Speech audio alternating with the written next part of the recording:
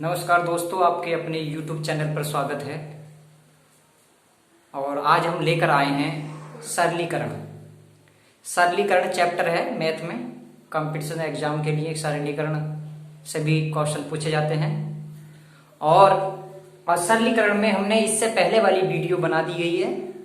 उसमें हमने B board मास का नियम समझाया है कि किसी क्वेश्चन में यदि ब्रैकेट भी दी गई हो और सभी चिन्ह आ चुके हैं, यानी कि भाग का, गुणा, जोड़, घटा सब चिन्ह आ चुके हैं उसके अंदर, तो सबसे पहले कौन सी क्रिया करेंगे, इससे पहले वाली वीडियो में मैंने समझा दिया गया है। इससे पहले वाली वीडियो को जरूर देखेंगे। आइए मैं एक बार और रिपीट कर देता हूं। तो सरलीकरण बी बोर्ड मास रूल। तो बी बोर्ड मास रूल के द्वारा ही हम सरलीकरण के क्वेश्चन सॉल्व करते हैं। तो सबसे पहले क्या करेंगे क्वेश्चन में, सबसे पहले हम रेखा कोष्ठक हटाएंगे। रेखा कोष्ठक, सबसे पहले हम रेखा कोष्ठक हटाते हैं।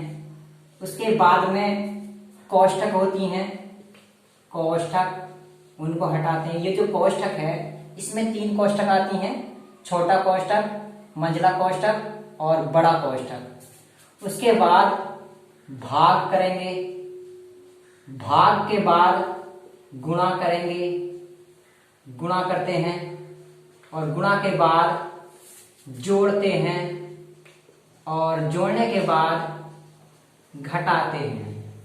ये स्टेप बाय स्टेप करना है सॉल्व। और सरलीकरण में कुछ क्वेश्चनों को हम मानसिक रूप से भी गणना के द्वारा करते हैं, क्योंकि एग्जाम में समय कम होता है। तो कुछ क्वेश्चनों को हम मानसिक रूप से ही गणना के द्वारा सॉल्व कर लेते हैं। तो आइए जरा देखो, रेखा कोष्ठक। ये रेखा कोष्ठक इस प्रकार की होती है। ये जो छोटा कोष्ठक, ये जो कोष्ठक है इसके अंदर 3 कोष्ठक आती हैं दोस्तों। एक कोष्ठक आती है छोटा, और एक आती है मंझला कोष्ठक। मंझला कोष्ठक आती है, इस प्रकार की बनती है। और एक आती है बड़ा कोष्ठक। तो हम पहले सबसे पहले रेखा कोष्ठक हटाएंगे, उसके बाद में छोटा कोष्ठक हटाते हैं, उसके बाद मंझला कोष्ठक, उसके बाद बड़ा कोष्ठक सोल्व करते हैं, उसके बाद भाग करेंगे, उसके बाद गुणा करेंगे, उसके बाद जोड़ेंगे, उसके बाद घटाएंगे। और कोष्ठक से पहले, कोष्ठक के बाद जो है एक का भी आता है। अगर का कहीं आ जाए तो हम उसकी जगह गुणा का चिन्ह लगाते हैं, का की जगह गुणा का चिन्ह लगाते हैं। तो दोस्तों ये समझ में आ रहा होगा। सबसे पहले रेखा कोष्ठक हटाएंगे, फिर कोष्ठक, उसके बाद में का चिन्ह आता है तो का की जगह हम गुणा का चिन्ह लगाते हैं। का आ जाए, की आ जाए, के आ जाए, इसका मतलब गुणा से है। उसके बाद भाग, उसके बाद गुणा, उसके बाद जोड़, उसके बाद घटा। इस प्रकार से स्टेप बाय हम क्वेश्चन को सॉल्व करेंगे और क्वेश्चन का आंसर राइट होगा। आइए अब हम कुछ घातांक नियमों को पढ़ते हैं। तो घातांक नियम देखते हैं क्या कहा गया है घातांक नियम में। इसको मैं घातांक नियम, घातांक नियम में क्या कहा गया है हम देख लेते हैं। तो घातांक नियम, एक एक बात समझ में आएगी दोस्तों, जरा आप सही और वीडियो को बड़े ध्यान से देखेंगे। यहां था घातांक नियम, घातांक नियम। घातांक नियम होता क्या है, पहले तो इस बात को समझेंगे दोस्तों कि आधार कौन सा होता है, घातांक कौन सा होता है। ये मैंने लिखा 3 की घात 2, 3 की घात 2। तो 3 क्या है, ये आधार है, 3 आधार है, 2 क्या है, 2 ये घातांक है, जिसे हम घात भी कह देते हैं। यानी कि इसका जो फॉर्मूला होता है वो ये होता है, आधार की पावर घातांक, आधार की घातांक। इसको हम पढ़ते हैं 3 की घात 2, या 3 का स्क्वायर कह सकते हैं। स्क्वायर, स्क्वायर उसे कहा जाता है जिसकी घात 2 होगी, और घन उसे कहा जाता है जिसकी घात 4 होगी। तो यहां जैसे ये लिखा है 5 की घात 2, इसमें आधार हो गया 5 और घातांक हो गया 2। ये घातांक हो चुका है। इस बात को समझ गए होंगे। तो घातांक का पहला नियम ये कहता है, यदि आधार समान हो, यदि आधार समान हो और गुणा में घातें जुड़ जाती हैं। देखो आधार समान है, गुणा में घातें जुड़ जाएंगी, a की पावर x प्लस वाई हो जाता है। यदि आधार समान है तो गुणा में घातें जुड़ जाती हैं। नंबर 2 आता है नियम, यदि आधार समान है, आधार समान है दोनों के, घातें अलग अलग हैं, तो भाग अवस्था में है तो ये घातें घट जाती हैं। आधार समान होने पर भाग में घातें घटती हैं। a की पावर x माइनस वाई हो जाएगी, ऊपर की पावर में से पावर घटा देते हैं। नंबर 3 नियम आता है, नंबर 3 नियम ये कहता है यदि आधार की पावर x और उसकी पावर भी दे रखी है, यानी घात के ऊपर घात दे रखी है, चाहे 1 से ज्यादा हो तो हम घात की घात से गुणा हो जाती है, a की पावर x बाई हो जाता है। ये नियम समझ में आ रहे होंगे।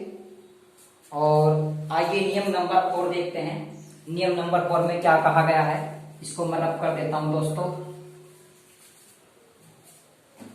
तो नियम नंबर 4 क्या कहता है, तो नियम नंबर 4, a की पावर यदि माइनस की है तो इसको हम 1/, करके प्लस की पावर लिख देते हैं। नंबर 5, यदि a की पावर प्लस की है, इसको हम 1/, करके a की पावर माइनस में बना देते हैं। यदि इसको हम 1/, करके लिखते हैं तो ये घात माइनस की चली जाती है इसकी। नंबर 6, यदि कहीं वर्गमूल a लिखा है तो हम इसको लिख सकते हैं a, वर्गमूल को उसकी पावर में 1/2 लिख सकते हैं। और यदि कहीं घनमूल लिखा है, या घनमूल का मतलब इससे होता है, यदि घनमूल लिखा है तो इसको हम पावर में 1/3 बनाते हैं। अगर यहाँ 4 होगा तो 1/4 लगाएंगे, यहाँ अगर 5 आता है तो यहाँ 1/5 बनाते हैं। इस बात को समझना जरूरी है दोस्तों। ऐसी 8 नियम देखें।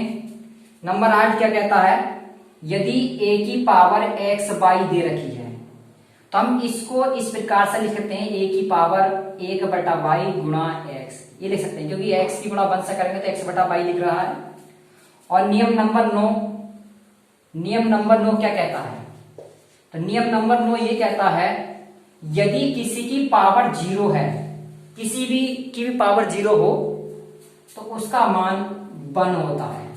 जैसे x की पावर 0 बोलूं मैं तो x की पावर 0 का मान 1 होगा, x की पावर 0 बोलूंगा तो 0 1 होगा, x और y की पावर 0 बोलूंगा तब भी 1 होगा। ये बात समझ में आ रही होगी।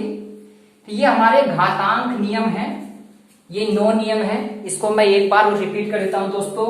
घातांक नियम, देखो घातांक का भी अपना एक नियम होता है।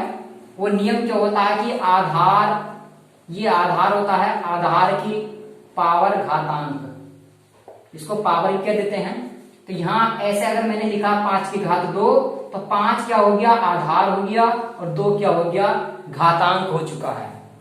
यदि नंबर 1 नियम क्या कहता है इसमें, घातांक नियम में यदि आधार समान है गुणा में तो घातें जुड़ जाती हैं, घात से घात जोड़ देंगे। नंबर 2 ये कहता है यदि आधार समान है भाग में है तो घातें घट जाती हैं, तो घात को घटा देंगे, x माइनस वाई बन जाएगा।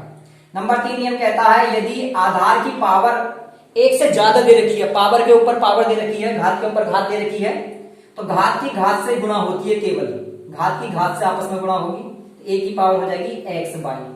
नंबर 4 नियम ये कहता है यदि a की पावर माइनस x है, यदि कोई पावर माइनस की है उसको प्लस में बनाना है तो उसको हम 1/, करके लिख सकते हैं, नीचे को 1/a की पावर x, पावर प्लस की हो जाती है, घात प्लस की हो गई। नंबर 5 ये कहता है यदि a की पावर x प्लस की है, इसको हम 1/a की पावर माइनस x लिख सकते हैं, क्योंकि पावर प्लस की होती है, उसको अगर 1/, में करके लिखेंगे तो माइनस की चली जाती है पावर। और नंबर 6 कहता है यदि वर्गमूल में a दे रखा है तो हम इसको हम a की पावर 1/2 लिख सकते हैं। तो वर्गमूल का मतलब है 1/2 से। और यदि घनमूल है a की पावर, यदि a घनमूल में है तो इसको हम लिखेंगे a की पावर 1/3। और यदि a की पावर x अपन y दे रखा है तो हम इसको a की पावर 1/y गुणा x लिख सकते हैं। और नंबर 9 यदि किसी की भी पावर 0 दे रखी है तो उसका मान 1 होता है। ये हमारे 9 नियम हैं। ये नियम अच्छे प्रकार से समझ में आएंगे दोस्तों। और ये जब हम क्वेश्चन को सोल्व करेंगे इसका बहुत बड़ा उपयोग होगा, और ये नियम सबको आने चाहिए। तो ये वीडियो पसंद आई होगी घातांक नियम वाली, और ये मैंने बी बोर्ड मास नियम को दोबारा समझा दिया गया है। इससे पहले वाली वीडियो में भी मैंने समझाया है। और क्वेश्चन को करने का तरीका क्या है, क्या पहले क्या करेंगे इसके बाद क्या करेंगे क्वेश्चन में, सब विस्तार से मैंने बता दिया गया। तो नमस्कार दोस्तों।